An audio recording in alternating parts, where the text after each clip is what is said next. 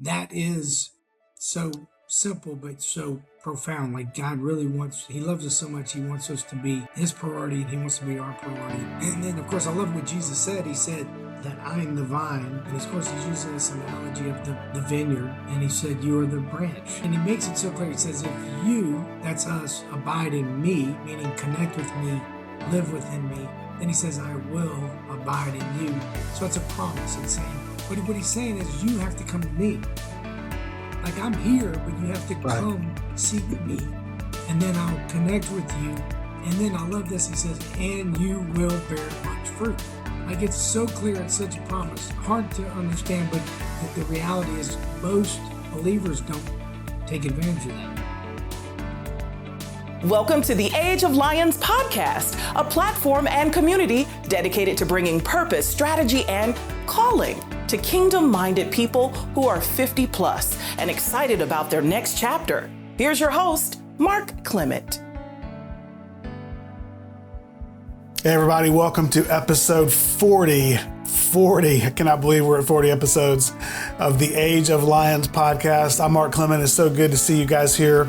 We missed you last week. We have been living a crazy couple of weeks in our house with travel and in the school year and all the activities. And I was in Austin, Texas, and I just could not get an episode together. And so I've had to kind of let that go, even though we post almost every single Monday once in a blue moon. It's just not going to happen because of life. So the fun thing is, man, the older episodes, we had tons and tons of traffic last week and people listening and watching to older episodes. And I love that. And if you're new and haven't had a chance to go back and do that, please go back and do it. Man, we've got 39 other episodes beside this one that are awesome, with some incredible guests. And so make sure you get in there and explore. And hey, today's going to be another great one, as you heard there at the top of the episode. A great soundbite from our guest, Duane Donner. Duane is becoming a good buddy of mine. He is the founder of a company called Founders Advisors, and he'll talk about that a little bit in the episode. But they help businesses of all different sizes scale and then sell, and help especially privately owned family types of businesses find a market and find other owners who would like to buy into their business when they're ready to retire or move on. And so that's what he does for a living and has been extremely successful at it. But more importantly, he has an incredible heart for leaders and for helping leaders grow and do great things with their resources. And that's why he's on here today. And he started a nonprofit last year called Abide and Lead. And we're going to talk a lot about that today. John 15:5 is his life verse about Jesus talking about abide in me and abide in you and the branch and the vine and all the things. And so I'll let him kind of unpack that for you. But that entity that he started is run by a good friend of mine named J. Lee Ellison, and they hired our company to help brand and do website and video, and they use our software, and they've been a great client, and we love working with them. But Duane's being around them a lot as we were filming and doing other things, and hearing Duane teach about abiding has really had a profound impact on me. And so we'll get into all that in the episode, but an incredible interview with him as he talks about using every resource at your disposal as you age, and how the next 20 or 30 years of our lives, if we're in our 50s or 60s, can be the most impactful years of our lives. And so just an incredible interview with him. Super excited for you to hear that. Hey, if you are new, again, we'd love for you to subscribe, like, comment, give us a thumbs up, follow us on social media. Any engagement helps us grow and reach more people. The amount of countries that we're in right now is shocking. The amount of people who are listening every week is shocking. And I've just been blown away by how God's really just blessing this, because this message seems to really be resonating with people 50 plus who are like, man, I need to get into a community that helps me grow, that challenges me, where I see other people doing what I'm trying to do, whether that's, start something new or finish strong where you are, or find a different place to serve, or start a nonprofit or a new business, or whatever you're called to do. And talking to people like Duane and so many others, we're seeing these amazing stories of people thriving as they get older. And that is what this is all about. Speaking of, before we get into the episode, I just wanted to share a little personal note with you guys. I've shared, I think, a little bit before about I've had a little trouble with my knees with all the exercise and the hiking and the things I've been doing. And so, while it's been awesome, it is exposing a couple of issues that I've had that we're going to get fixed. So over the next few weeks, really just over the summer, it's going to be kind of a summer of knee surgery for me. I've actually got a procedure this Thursday coming up right after this episode launches. So that's the 7th.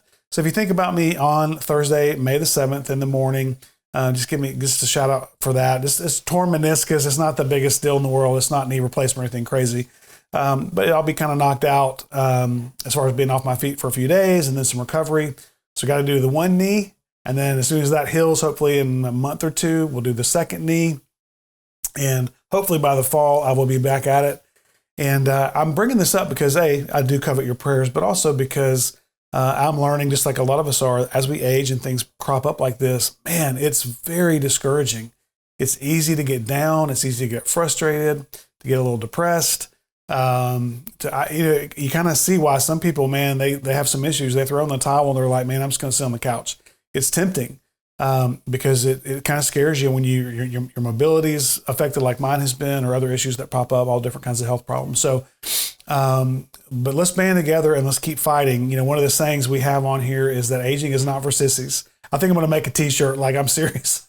Be watching for that. We're going to put some merch together because it's a battle as we get older to stay healthy, to fight through the aches and pains, to fight through the surgeries, the meds, the high cholesterol, whatever you're dealing with.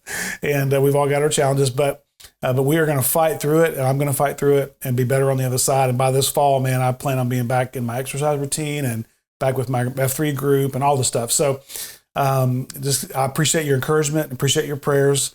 And this is, again, why we have community. So, hey, if you think about me, want to send me a message or reach out, do it. I'd love to hear from you.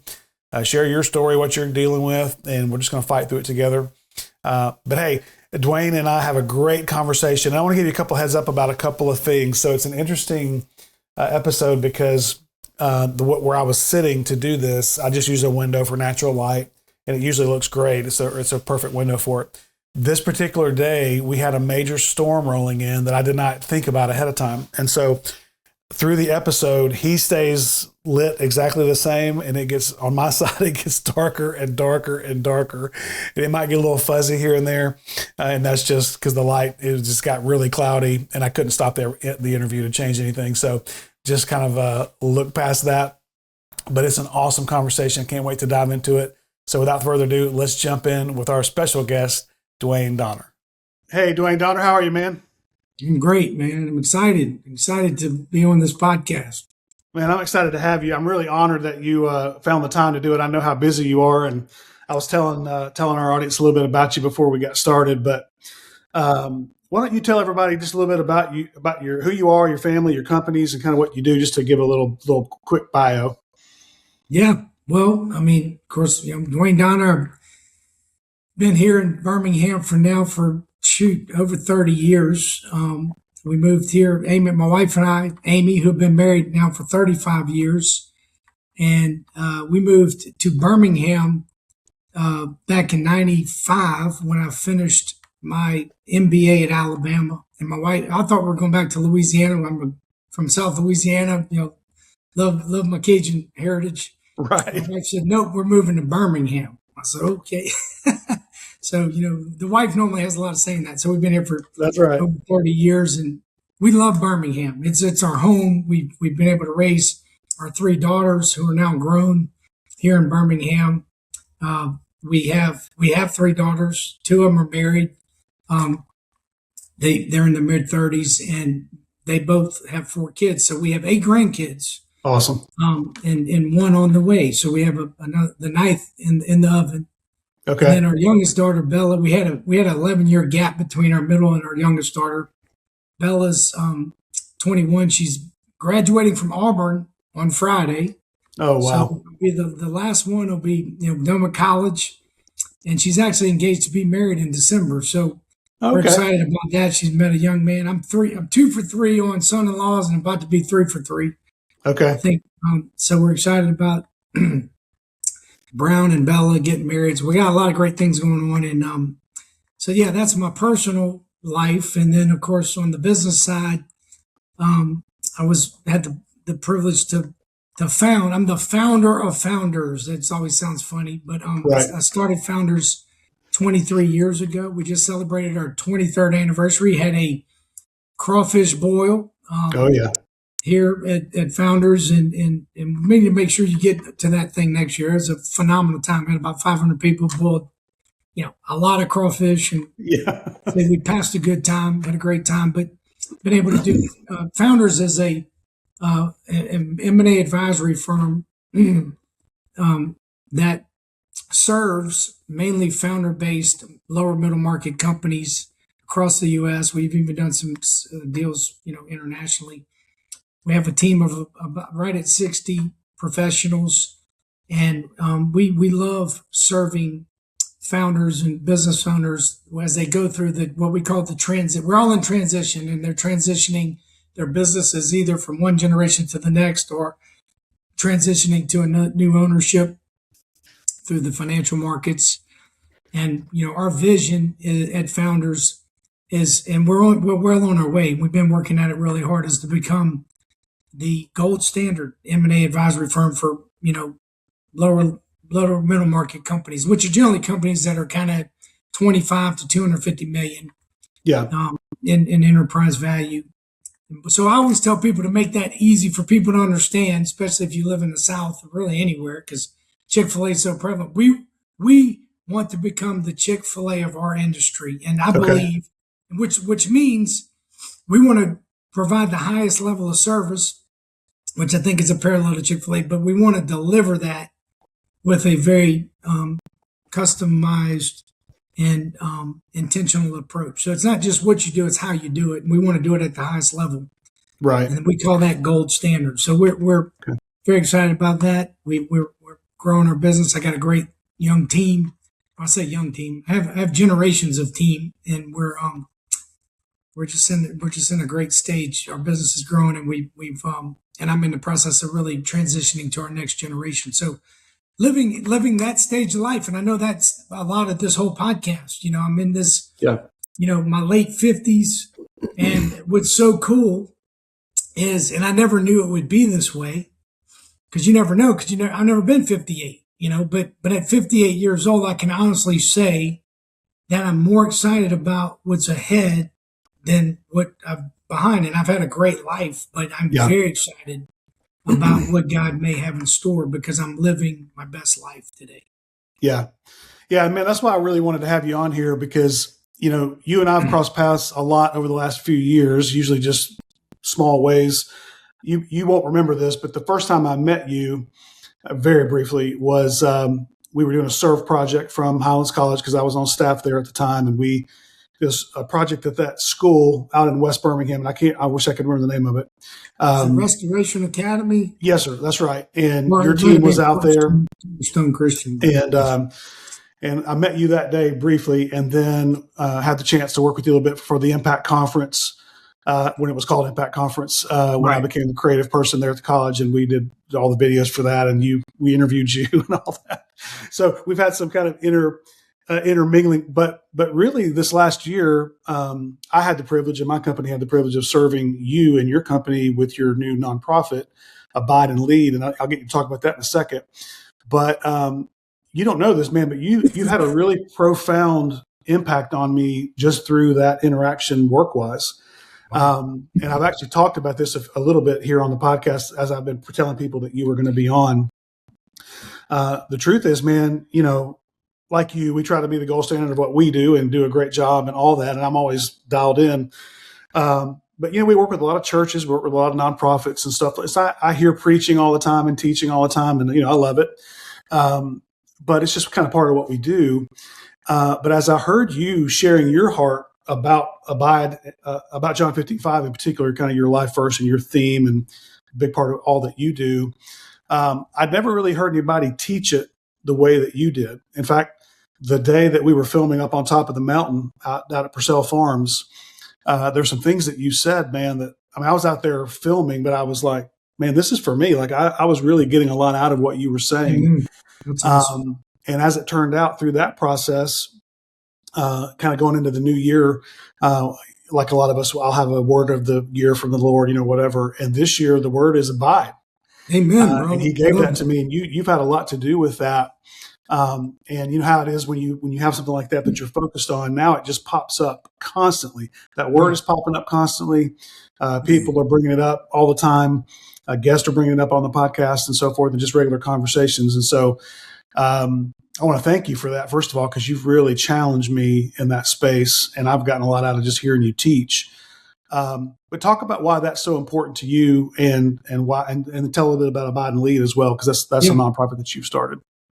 Yeah. Well, I mean, it kind of goes back to just my journey, my story, because I'm 58. For the first 33 years of my life, I had a faith. I believed in God, but I didn't really know God, and I surely was not abiding in Christ. Yeah.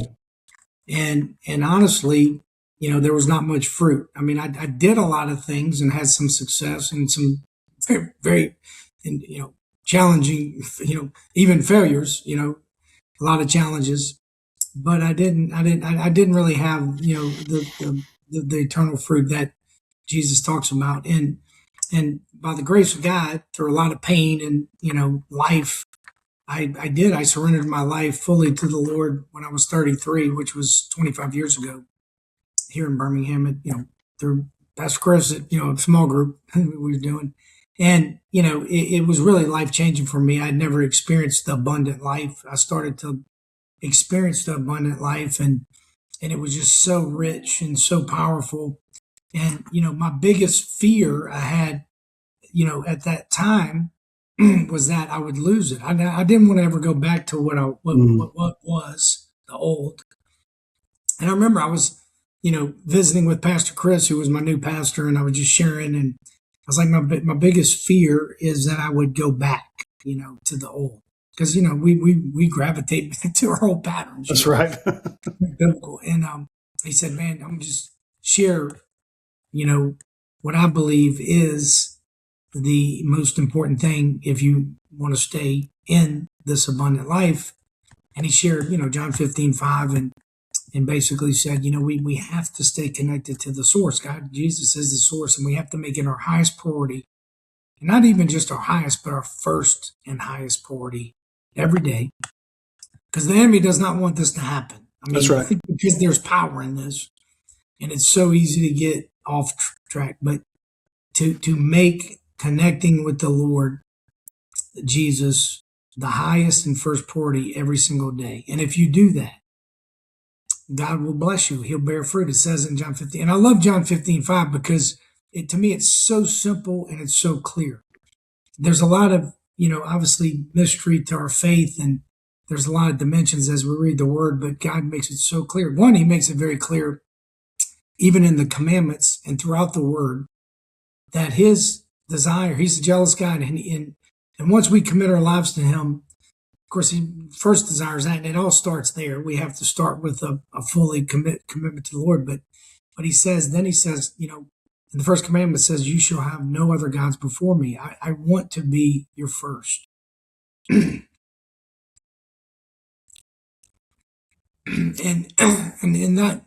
that is so simple, but so profound. Like God really he loves us so much. He wants us to be his priority, and he wants to be our priority. And then of course, I love what Jesus said. He said that I am the vine. And of course, he's using this analogy of the vineyard. And he said, you are the branch. And he makes it so clear. He says, if you, that's us, abide in me, meaning connect with me, live within me, then he says, I will abide in you. So it's a promise. It's saying, but what he's saying is you have to come to me. Like I'm here, but you have to come seek me, and then I'll connect with you. And then I love this. He says, and you will bear much fruit. Like it's so clear. It's such a promise. And, what's hard to understand, but the reality is most believers don't take advantage of that. That's right. That's right. I think they missed out on the greatest opportunity. And I do believe that is where the abundant life is developed. It's the fruit, right? The abundant life is the fruit process. And what's so interesting is we don't produce the fruit.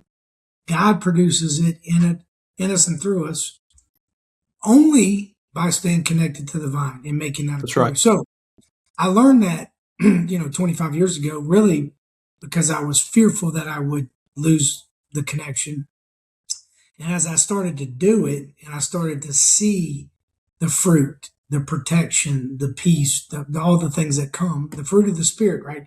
And by the way, I've got a lot of work to do. I've come a long way, but I got a long way to go. And if you Sure. talk to my wife, she'd tell you all about this. But Jesus said the fruit of the, and by the way, there's a lot of fruit. These are just the stated fruits in Galatians. Right. But the fruit of the Spirit is love and joy and peace. I mean, my gosh, who doesn't want more peace? Patience and kindness and goodness and faithfulness and gentleness, self-control. These things that, nobody would ever, that's all good stuff. And we all desire these things, but the depth of those things come through the connection to the Lord through abiding. So it's just, so when you live that, and again, I'm not where I want to be, but I'm sure not where I was.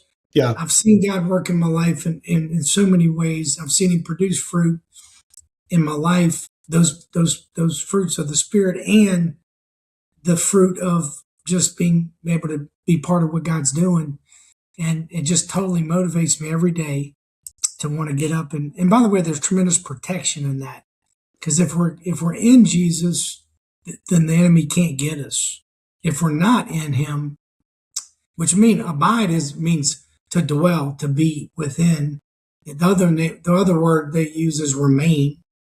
So it's really making that connection and trying to stay in that connection throughout the day. And I just think it is where we get the bread of life and the abundant life that God talks about. John 10:10 says, enemies. Basically, Jesus says, there's an enemy that's come to steal, kill, and destroy, but I came to give life and give it to the full. Right. And I believe that we only can have that if we stay, connected. This about it. So, as you can tell, that's a lot of, why, Right. make that a priority, because I think we're very vulnerable if we don't. That's right.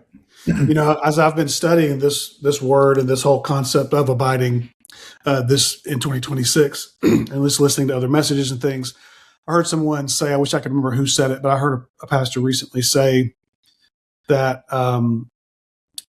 abiding is not about performance. It's not about production. And as leaders, especially as men, I know we're all often driven by that. What am I doing? Yeah. How am I? It's about presence. And it's really just about being present with Him, being connected to Him, as you keep saying, and as the scripture says, and that is the secret sauce. It's not about what you're doing. It's just be with Him, let Him cover you, let Him dwell with Him, all the things you just said. And that's been a powerful word. You and I are about the same age. I'm 57. I'll be 58 in September. You're a little ahead of me on the grandkids. I've got one. I just had my first grandkid in January, and so I'm loving that grandson. And I've got 4 step grandchildren who are awesome as well, but that my wife has. But the aging journey is really interesting, and I love that you get it. And we talked about this offline before we got started about how you're living the same way as I'm trying to live, and others are trying to live in the sense of trying to get better, trying to grow, not stopping, not retiring, not shrinking back, but actually leaning in and using all the resources that God's given you. And so a lot of times with our guests, we'll kick off with a couple of questions that are just sort of fun. And one is, what would you say the point in your life was when you realized, hey, I feel good and I'm doing good, but I'm a little older. Like I'm starting to feel it. What was that moment for you? Man, I feel that often, but I think, excuse me, I've been having a cold, so my voice is a little not normal. Yeah, you're okay. But probably about when I got to my mid 40s, something happened. One in my early, and I've always been a little bit ahead of, I guess, my peer group in some ways, because I started maturing very early, just because I was, I don't know why. I started doing things earlier, like got married early. I started having kids early. I was 22 when I got married, and we were married 3 months. Amy got pregnant. I was in the Army, so I grew up pretty fast. Yeah. And And there was good things and bad things about that. But when I was in my early 40s, somebody mentioned to me the book Halftime by Bob Buford. I Mm-hmm. read it. I think I was maybe not even 40. And it resonated with me. This whole success to significance. Bob Buford has had a huge impact on so many people Yeah. at a ministry, halftime ministry.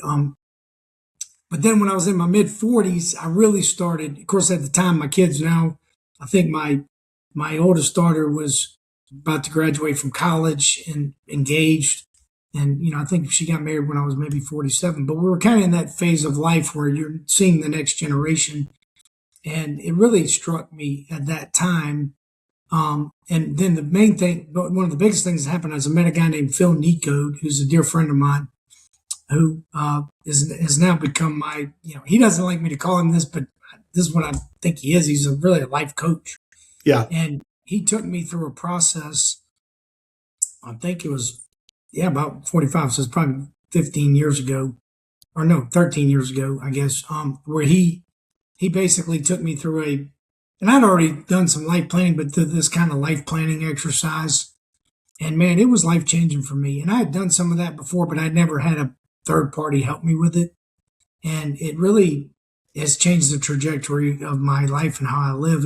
So I went from, I've always been intentional, but I became very focused on, because he made me basically say, okay, where do you want to be in 10 years? And Right. by the way, in 10 years, what do you envision? And by the way, I was thinking, wow, I'm going to have grandkids. I'm going to have married daughters. I'm going to have all these certain things and founders. And it made you kind of go there. And then you start kind of thinking, okay, well, what does that look like? And what do I need to do today that's going to position me to kind of be able to do the things I really want to do? Which one of my things was I want to live my life to the full. I want to take everything God given me, as God's blessed me with, and I want to use it. So I want to really do ministry. I want to do what I'm doing right now. That's what I envision.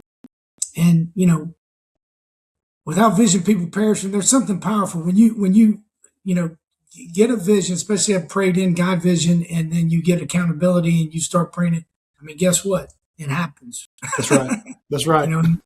So, and I know that's a long answer to a short question. I apologize, but no, that's great. And what's been fun about that is, some people have funny stories about my eyesight went bad or my knee started hurting or, but then there's also some real profound answers like you had as well that are, so I love the variety of things that people say about that when they sort of have that aha moment of, I am getting older. And what I love about what you said too is, a lot of people, they're a little bit past that point when they start to have those realizations. You were actually ahead of the curve, I would say, on the average, where most people is probably late 40s, 50s, when they're starting to have kind of the oh crap moment of, man, I don't have a lot of time left. I mean, we don't know.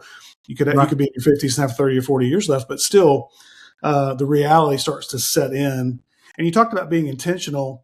What are some things you're doing intentionally now to kind of ensure, outside of God taking you home unexpectedly, like that you have a good rest of your life, that you are healthy, that you're spiritually growing? So spiritually, physically, emotionally, what are you doing to invest in yourself and in your family to make sure that you're moving in the right direction? So the truth is, I think about this every day. Yeah. And, there's a lot of scripture about this. Teach us to number our days so we can have a heart of wisdom. Like, we have so many days on earth. The older I get, the more I realize, I have limited time and I want to make the most of my time. I get much more intentional. But I live a very intentional life. If anybody that knows me sees my calendar, really it's what you do with your calendar. So, I wake up very early every morning, and that means I have to go to bed earlier than I like to. Yeah. And I spend time, I invest time in my relationship with the Lord, which is, what I call my first fruits, abiding time.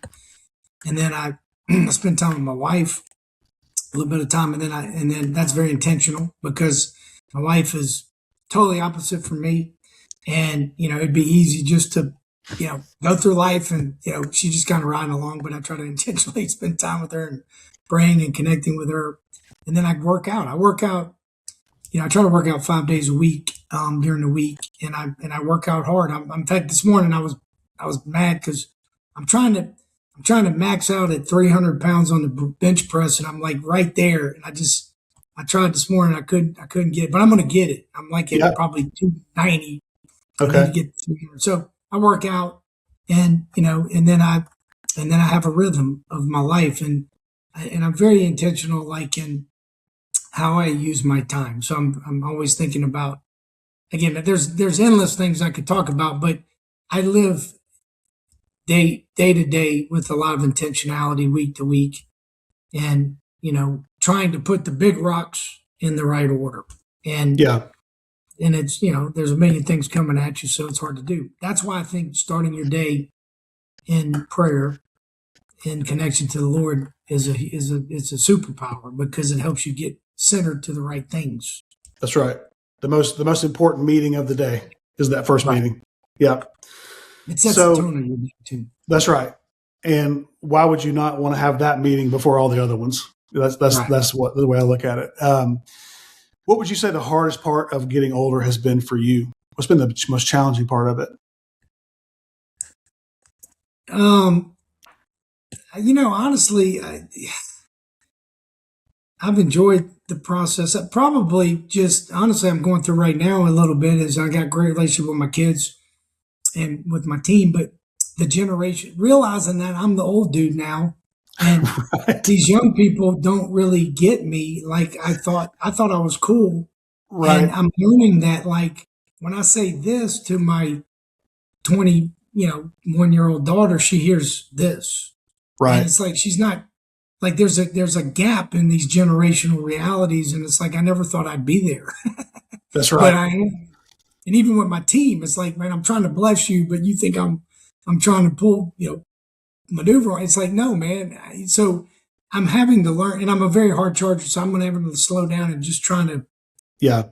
learn that I'm in a whole, like, I'm the older guy now, That's right. and I have to spend more time trying to understand, opposed to just hard charge leading and think I'm doing it all right. So that's been hard for me, because there's a lot of unintended, feelings and consequences. Some of the relationships that I value most are strained at times because there's just a miscommunication, and I'm having to learn how to, by the grace of God, communicate differently, and act Yeah. and actually do things different. It was funny, like the example of this. I went to my granddaughter's piano recital on Saturday. Of course, I want to go see her, but I don't want to go sit through an hour worth of watching other people play That's piano. right. I've been there. I don't want to do that. That's So I right. called my daughter. I was like, "What time do you think she's going to be playing?" Which my daughter doesn't like that question. That's right. And I'm like, "You think?" She's told me, so I'm like, "Okay, I'm gonna try to get in there right about when she starts." So I get in there literally right time. The girl right before her plays, and I'm in there, and I go sit down next to my daughter, and my granddaughter plays. I was like, "Hey, I'm gonna sneak out of here." He goes, "No." Basically, my daughter said, "Dad, there's only 6 more people. Basically, you need to stay here." And I'm Right. sitting there going, "I don't want to stay here. I want to leave. And nobody in here cares if I leave." But see, I'm going, but no, my daughter wants me to stay. So I Yeah. guess I'm going to stay. And dude, Yeah. that's so hard for me, because I'm like, What's next? yeah. So, I mean, I'm just saying, like, these are things that we have to learn, because They are. I think it's great that you recognize that, though. A lot of people don't. And I think a lot of people, as they get older, when they feel those things, they kind of put it on that generation, like, well, that's their problem. Like they need to figure it out. And we get stubborn in our old age or older age and get kind of set in our Right. way. So that says a lot about who you are, that you're willing to look at yourself and go, how can I make this better? But yeah, it is interesting, because it's not just that you are older, but it's the way they perceive you is what I've Right. found. It's like, I feel like I'm 35, like I'm one of y'all. I'm right here in the middle of it. Right. And they're looking at you like, no, you're like my dad's age or my grandfather's age or whatever. Right. So, I am a grandfather, which Yeah, is, exactly. I don't see myself as a grandfather. yeah. And I you've am got one. guys working for you in their 30s who are not, I mean, they're men, they're adults, but they're still the same age as your children. So Yeah, we got guys working for us in their 20s. So I mean, yeah, that too. Yeah. Oh yeah. Yeah. I mean, and I'm learning all these generations. That's the Gen Z, and they have a whole Yeah. different way of seeing things. that's right. That's right. It is a real thing. There's no question about it. So let's talk about, you work with founders, you work with CEOs, people who started businesses, entrepreneurs, what we would probably all kind of agree on, high-level leaders, hard-driving, hard-charging leaders. What do you think is the most dangerous lie that successful leaders start believing about themselves as they get older? Yeah. Well, I think, a lot of us believe that if we're successful and we've done these things, then, basically we're going to be successful in these areas. In other words, basically what's got them there is going to get them to where they're trying to go to. And Oh, that's good. I just don't think that's not my experience. And I think it's hard for people that are successful because it's worked at some level. Yeah. Of course, the other thing we believe, which I've made this mistake, is if it worked well in my business, well, then I can just apply it to my family. Well, the principle might be the same, but the approach is way different. And so, and it's created some challenges, quite frankly, because I'm trying to use these business principles in my family. It's like the principle's right, but the approach is wrong. So I just see that a lot. And I think we have, just like I was trying to say, in a bit, this is biblical.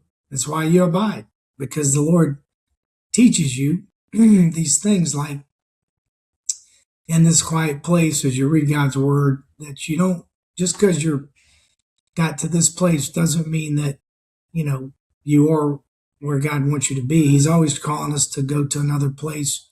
And mainly what that means is you're to die to ourselves, to our ways, Right. to be willing to repent, to be open to listen, and I think that my way is the right way. I mean, in my own world, I think my way is pretty good, and like people should just kind of do it my way because I think it works.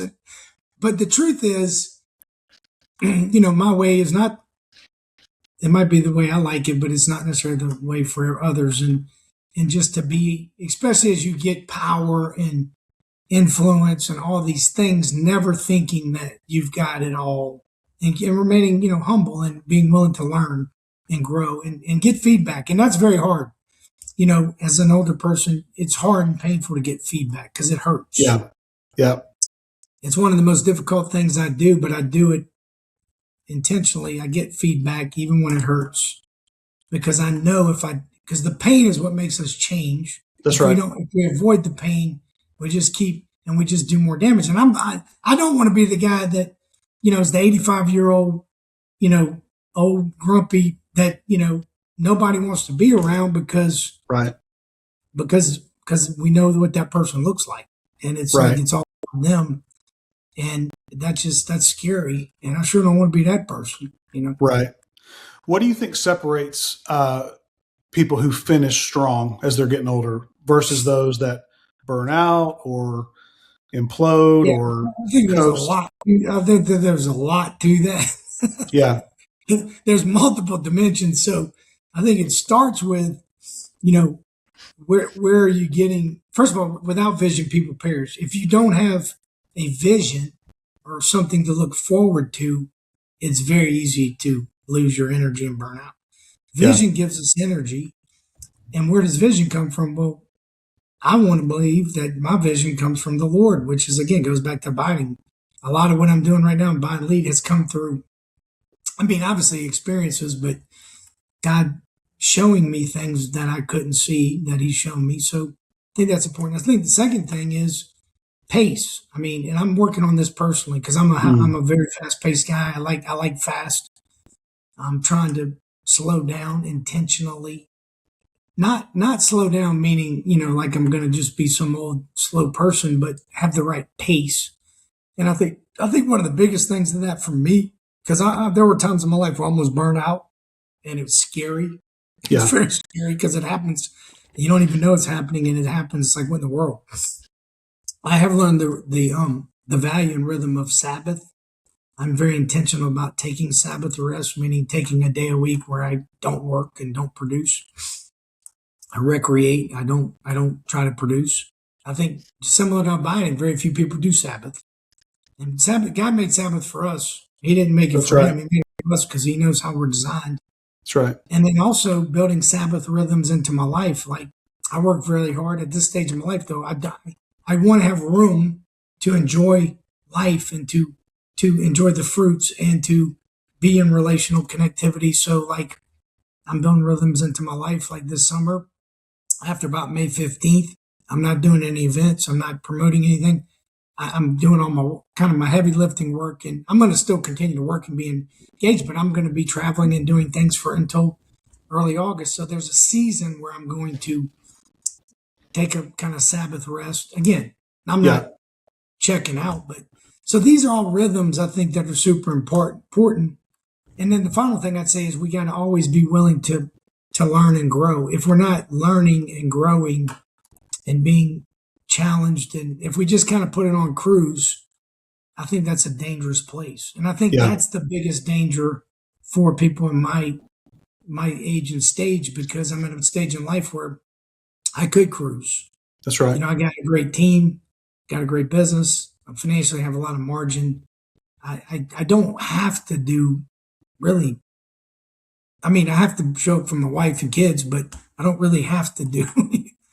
And at the same time, I can't imagine where I would be if I was just cruising. I would not be in a good place. And so I'm not made for that. I'm made to. So I think it's important that we always try to learn and grow and find a level of new and challenge. I'm in a very challenging stage because I'm doing a new ministry. This is all new to me. Right. And I'm loving it. I'm enjoying it. It's hard. It's not easy, but it's a pleasant hard, because I know I'm doing what God's called me to do. I'm walking in my gifting, and I'm being stretched and strained, but I'm doing it, but I'm loving it. And I'm also putting things in my life to protect me from going over my skis. And, you know, that's right. There's a lot to what you just asked, but that's a few things right there. Yeah. You talk about cruising. One of the things that we say on here a lot is that the only place you can coast is downhill, you know? Right. So, and I love my buddy, John Maxwell. He talks about this all the time. Yeah. He says anything in life that's worth, gaining or achieving, it's uphill. Like, that's right. Anything that's worthwhile is uphill. It's going to take some work and effort, and that's just the way God designed it. That's right. That's right. It's called we fell in the garden, but the beauty is, God also, I think, set us up so we can enjoy the work we do. In fact, it talks about that in the book of not Proverbs, but Ecclesiastes. That how enjoyable it is to enjoy life, to enjoy the fruit of our labor, but also to have good work and enjoy our work.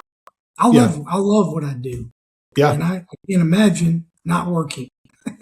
Yeah, the same. And if there's anything consistent about the people, I mean, you're close to the 50th interview that we've done. I think you're like 49. And if there's anything consistent, there's a lot. Everybody who's aging well, growing as they're aging, developing, learning, etc. The standard thing is, retirement is not a thing. It's not biblical. It's not an option. I don't mean you can't sell your company and do something else. I don't mean you have to have a 9-to-5 every day. But to your point about vision and purpose, you've got to be doing something. It doesn't have to be work. It could be serving. It could be volunteering but you've got to have something that you're giving yourself to, investing in, because the second you take that away from people, they start to coast, they start to drift, they start to decline. There's all kind of stats about how quickly people die after retirement if they don't have something going on, So yeah, it is a real thing. What would you say to somebody who's kind of like us in their 50s or 60s, and they know something's off? They can't quite figure it out. They're not feeling like they're quite in the right flow. And let's assume if they're listening to this, they're probably a believer, but maybe they're not where they need to be. What would you tell them is a great first step? Hey, here's, if I was you, this is what I would do to try to interrupt that process and go a different direction. Yeah. I mean, that is again, there's a lot of variables and all that, but I think, one is, I think very few people take time to reflect and to put life in perspective. I do think there's something very valuable about taking time out from time to time. I try to do it once a quarter. At the end of the year, I try to take a couple of days to do like a solo to really reflect on my life. In fact, at Founders, we make it a requirement for every one of our employees. Every year we pay them to do a solo. And again, we have a list of things we want them to go through that's around their professional development, but we also encourage them spiritually. And because I think, there's a quote that says, a life not evaluated is a life not worth living. Like, you got to take time to assess where you are, where you've come from, where you're going. And I do also advocate towards, if you've never done that or it's hard for you, there's a lot of things you can do, retreats and things that are sponsored by different people. That's right. We actually host the Heritage Forum, which is a very intentional, basically, 2-day retreat, 2 nights at Purcell Farms, where we get men in this stage of life. I developed the whole thing for the reason you're talking about. That's right. That's right. Because I feel like it's critical when you get to that, that whatever you want to call it, third quarter of life, you're in your 50s, late 40s, 50s, early 60s, and you're kind of in this transitional phase. I think there's tremendous opportunity and there's tremendous danger.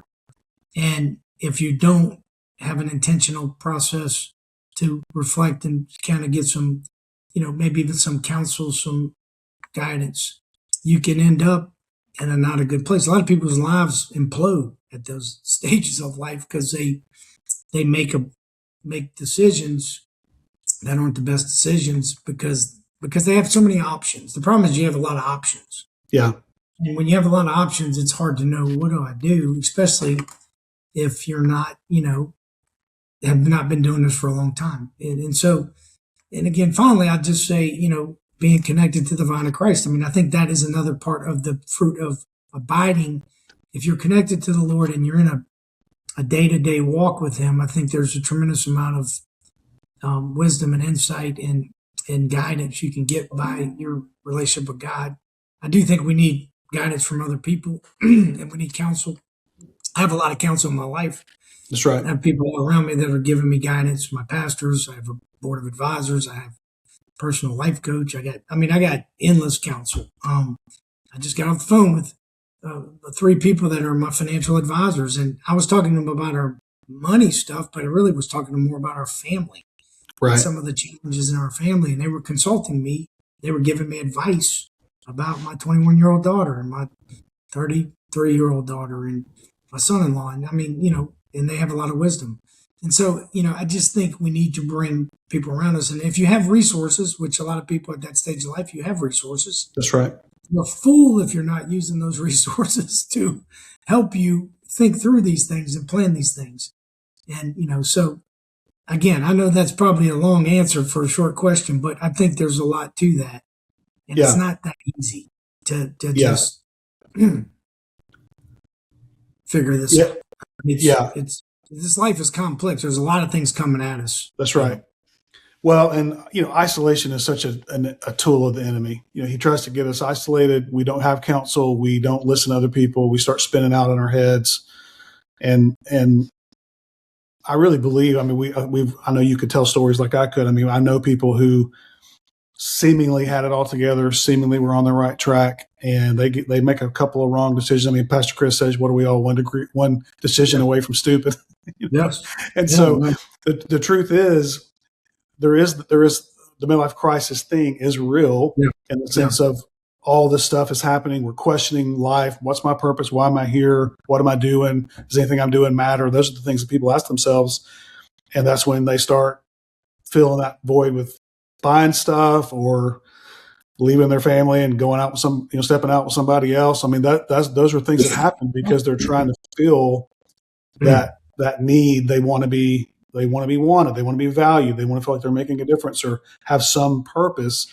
And the enemy is so good at giving us the counterfeit version of those things.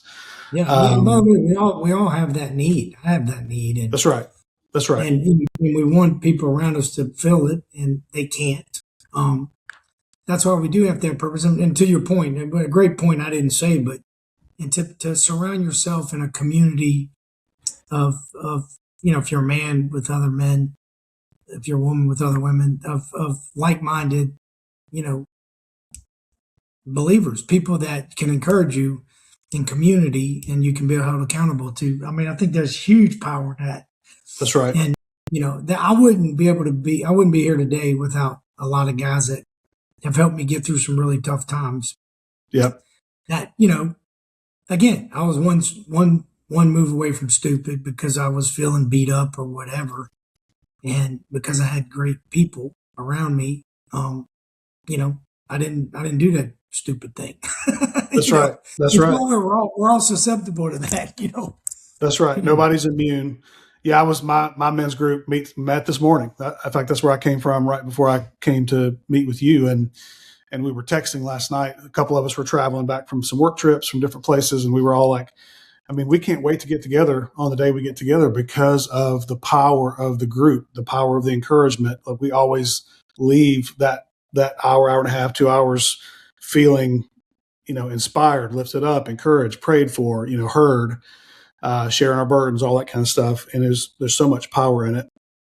You mentioned John Maxwell earlier, and while I don't know him personally the way you do, we've all had the privilege in our little circle here around Highlands to have a lot of exposure to him, a lot of him speaking to us, and of course all his great books.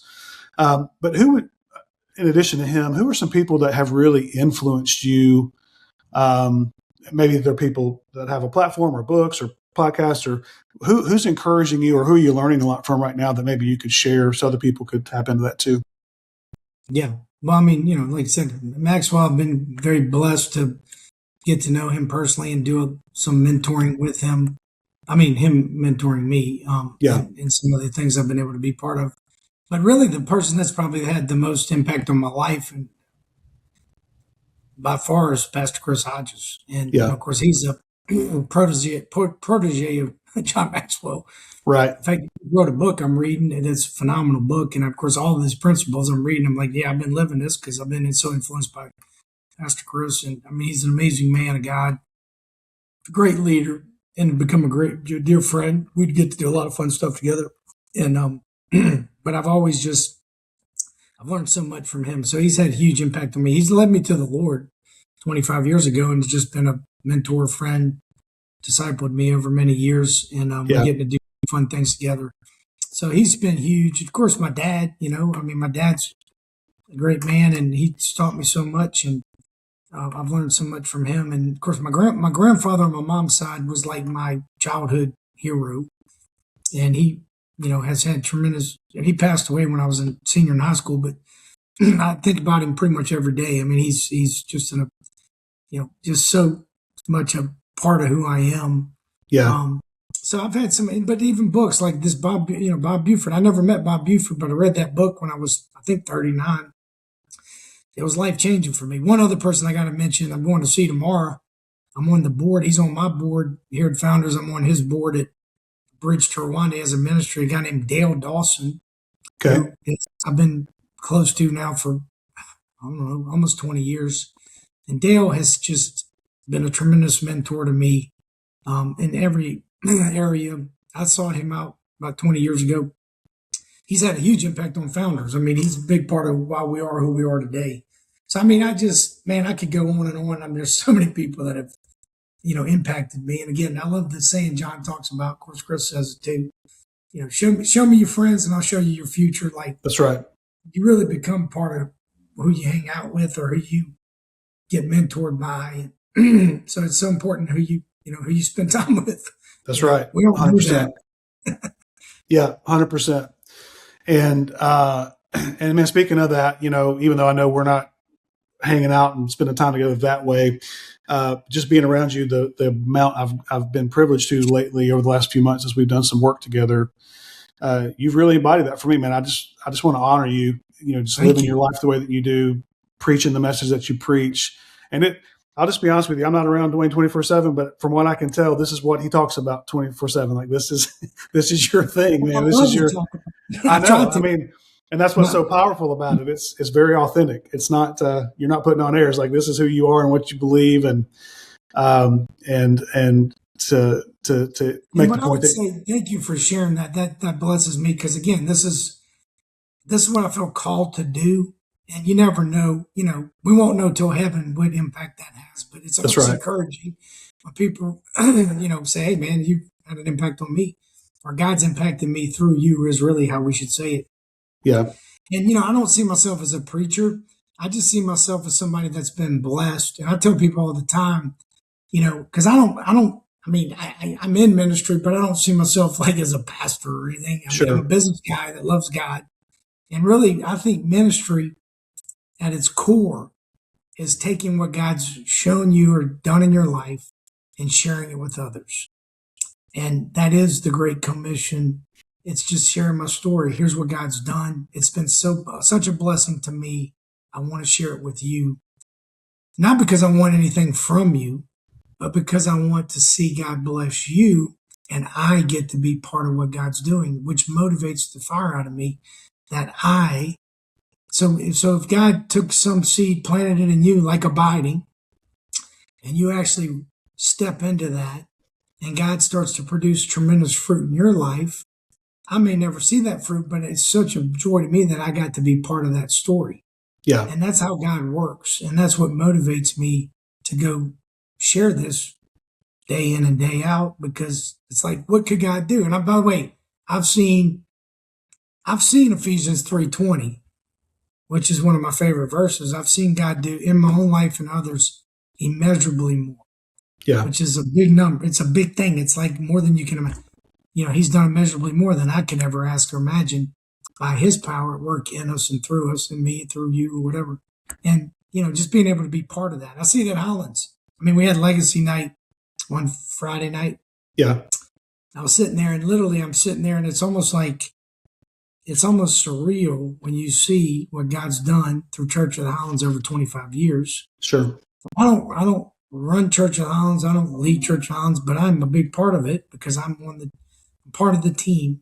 So I get to be part of what God's doing, and it's truly miraculous. And, Yeah. and to just be able to be part of that is unbelievable.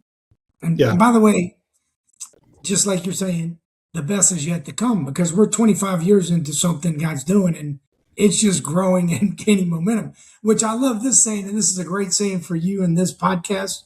It's again, John Maxwell's saying. Now, Chris Hodges, I'm sure, says it all the time, and I'm going to say it because that's what happens. But when you can afford to quit, you can't afford to quit, because at this stage in my life, at this stage of Chris Hodges' life, the momentum and the compounding it's just starting. The curve is increasing. And so how terrible would it be if we just said, well, we're going to go sit on the sidelines and just do some hunting and fishing? By the way, I love to tell people this, and I don't know if it's right or if it's wrong. I believe it's right. But there's nobody that has more fun than I do. I promise you. Like, living the abundant life is not dull and boring. It's actually the opposite. That's right. I do way more than I can ever have thought I would. I love to hunt and fish. I love to play golf. I do that all the time, but I do it with purpose. So by the way, if I was just hunting and fishing, it gets old quick. That's right. As much as I love it. But if I'm doing it for purpose, like I'm taking Pastor Chris and a bunch of guys to Argentina this summer for, a hunting trip. I go there every year. Are you doing the dove hunt? Because we're going to be investing in these guys. These are kingdom men that are doing great things, and we're going to invest in them. We're going to shoot birds. We're going to have an amazing time. But God's going to do something that's going to be eternal. Yeah. Do you do the limitless dove thing? Is that what y'all do in Argentina? Well, we do the mixed bird hunt, but yeah, the doves are limitless. I tell people it's kind of funny, and it's a joke, but say I'm going over there on a mission trip. My mission is to, help control the bird population, because they are overrun with birds. And They're pests. Yeah, no doubt. And to feed the poor, because we can't eat all the birds we shoot, because we shoot a lot of birds. That's right. So we do give them to people that are less fortunate. But that's not really why I go. That's just a little side. I go because I love the bird hunt, and I love going to Argentina, and I love being in fellowship with these guys. But we do a mixed bag hunt, so we hunt doves, which you do shoot as many as you want. It's crazy. Right. Ducks, which they do have a limit on ducks, but it's way more than we can shoot here. We shoot parties, which is a partridge, which is a phenomenal bird. It's kind of like a kind of big quail. You hunt them with dogs, there's a limit on those. Then we shoot pigeons, not like church steeple pigeons that you shoot off in the city. These are wild pigeons. They're kind of like big doves. Right. We hunt those, and we fish too. They have some good fishing there, but it's a phenomenal trip. Yeah, yeah. Those South American trips are awesome. When you walk away, your shoulders are bruised because you're just shooting so much. You got the multiple guns, and it is a lot of fun. Well, man, I appreciate you being on here. This has been so great, and I know a lot of people are going to get a lot out of it. And again, just you're so authentic, and you're so speaking from the heart, and you're just a great model for anybody who's starting to get on advanced in years, 50s, 60s, whatever, to say, hey, man, I'm leaning in, I'm growing, I'm not shrinking back. I got more to do. Best is yet to come. And so, thank you for being a model to us all, and I really appreciate you being on here. Well, I appreciate that, Mark. I love what you're doing. I have a heart. When I read, I didn't know exactly what the podcast was about. When I read the profile, I was like, dude, this is right down the middle. I think there's a huge need for this. That's why I started the Heritage Forum. And I tell people at the Heritage Forum, and I believe this with all my heart. And again, maybe it's just wishful thinking, but I've seen it in living. I've seen this happen. I've been hanging around John Maxwell now for 20 years, and I've seen this, and I've seen it in a lot of great people that I hang out with. But I believe with all my heart that, whether you're 55 or 60, that those next 20 years or more, with all the technology, it may be more. Who knows? Life expectancy is going up. We don't know how long we'll live. That's right. Especially if you take care of yourself. But I believe my next 20 years, I'm 58, are going to be, by the way, I've lived a very rich. That's right. And the last 25 years of my life since I've been walking with the Lord have been immeasurably more than I could have ever asked or imagined. But I believe with everything in me, Lord willing, because I don't know when I'm going. We don't know when we're going to die. It might happen next week, but I'm not planning on it. But right. But I believe the next 20 years are going to be the most fruitful, enjoyable, productive kingdom years of my life by multiples. Yeah. By multiples. And I'm so excited about that. And I just really believe that these are the best years of our lives. And if we live them right, we basically run into heaven excited instead of like, oh crap, I got to die one day. I hate to look, so basically living, waiting to die, opposed to living into eternity, which is what I want to do. I want to be running full steam towards eternity. You know what I mean? Yeah, totally. It's a different view. It's a different perspective. That is 100% right. 100% right. Well, man, I appreciate you. I hope you have a great rest of your week, and we will catch up soon. All right, brother. Bless you, man. Thank you. You too. Enjoyed it. Man, I don't know about you guys, but what a great conversation. I got so much out of that. I took notes, and I've gone back and watched through it, and man, just an incredible interview. So many great insights. If you want to reach out to Duane or contact his ministry or his company, I'll put all that in the show notes, and so you can check out Founders Advisors, and then also Abide and Lead, their ministry that helps kind of help leaders use the resources to great effect. We'll put links in there to that. You can find him on socials. He's got a great weekly, like a word of the week, kind of like a blog that he puts out, and it comes out every Sunday, and I get it. It's really, really great. And so make sure to sign up for that. He also has a great podcast. We didn't talk about any of this today, but he's a great podcast with leaders. I think it's called the Impact Leader Podcast, something like that. And we kind of helped them launch that back when they did the Abide and Lead thing. And it's going great. My buddy Jay Lee Ellison hosts that with him, and he does a great job. But they have really high impact CEO type leaders on there talking about their own journeys and things that they're learning. And most of these guys, while they're not all 50 plus, a lot of them are. And so there's some great interviews on there. So I encourage you to go check all that out. And again, like, subscribe, follow us on the different channels, wherever you're listening or watching. Make sure you engage. It helps us reach more people. And then I want to say I'm really excited about some guests we've got coming up over the next few weeks. We have a dear friend of mine, a pastor named Van Moody, who leads an incredible church here in Birmingham called the Worship Center Christian Church. And Van he's actually a bishop in his world, a denomination, and just the things that he leads across the country. An incredible leader. Just sent off one of his kids to college, so we're going to talk about that. And he's going to be a great interview. We've got General Ed Casey coming up soon. Ed is an Air Force general who is a great friend and mentor, and we've done some schooling together and work together. I can't wait for you to hear from him. We've got a guy named Tyler Vineyard, and Tyler leads the men's ministry at our church, Church of the Highlands, and is doing incredible things with men's groups all over our city, all over our state, and even into Georgia. And he's seeing a lot of what we talk about with guys who are getting older. Hey, what's God calling me to do? He has a lot of insight into that. I can't wait for you to hear about that. We have another special guest coming up, Laura Allen.